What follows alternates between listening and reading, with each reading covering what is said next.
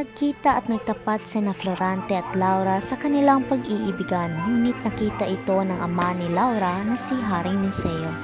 Silang dalawa at mas mabuting layo isa sa aking anak. Masusunod ko! Ako na ang lulutas. Sa isang malawak na kagubatan, may isang Ginoo na wala ng kabuhay-buhay dahil sa nanghihina na ito. Naghihintay kung may pag-asa pa itong makaligtas. Panginoon ko, bakit hinayaan mo ito mangyari? Bakit hinayaan mo si Adolfo na pagtaksilan kaming lahat? Bakit? Ngunit tila pinagtugmo ang Napakalupit ng tadhana sa akin. Bakit mo kinuha si Florida na aking sinta? Ito na ba ang aking katapusan? Aking minamahal na Sinta Laura. Paalam din sa kahariang Albania.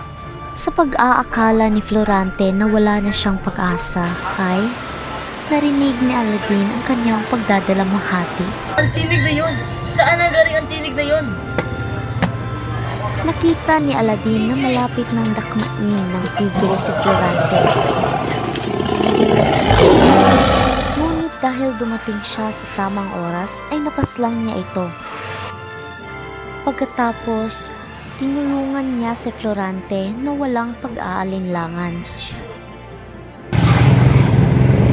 Nasaan ako? Sino ka? Huwag kang matakot, kaibigan. Nasa ligtas na lugar ka. Ako ang sumagip sa iyo. Kaibigan? Ngunit isa kang moro. Hindi ako katulad ng inaakala mo. Kaya magpahinga ka na lang. Kung ganoon, maraming salamat. Bakit ka nga ba napadpad sa lugar na to? Halika, at isalaysay ko sa iyo. Isinalaysay nga ni Florante ang mga nangyari at bahagi na din nun ang kanyang ina. Nung bata pa siya ay hinabilin sa kanyang ina kay Gurong Atenor si Florante.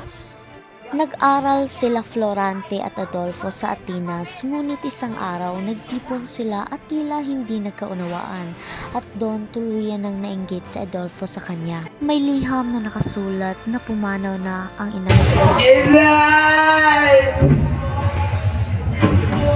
Nagpaalam na si Florante sa kanyang guro. Gurong Atenor. Florante, ngunit lagi mong tandaan na iwasan si Adolfo para sa iyong kaligtasan. Po, tatandaan ko ang iyong habilin. Sa pagkikita nila ng kanyang ama ay ikinagalak nila ito. Sa pagkikita nila kay Haring Linceo, may isang binibining bumihag sa puso ni Florante. Si Laura, ang prinsesa ng Albania. Napakahumuyak ng kanyang ganda. Gandang araw, binibining. Magandang araw din, Ginoo. Anong kailangan? Ginoo, may mali ba? Ako nga pala si Florante Binibini. Ako ito lang nga pala si Laura. Pinasyal siya ni Laura sa kaharian habang nag-uusap. Ngunit ang lahat ng magagandang karanasan na iyon ay sinira ni Adolfo. Pagkatapos magkwento ni Florante, sumunod naman si Aladdin. Inagaw ng kanyang ama ang kanyang minamahal na si Florida at napilitan na din si Florida. Ngunit hindi alam ni Aladdin na hindi pala natuloy ang seremonya ng kasal dahil tumakas si Florida. Lumipas ang mga araw, gumaling na si Florante. Nangako naman si Aladdin na tutulungan niya si Florante.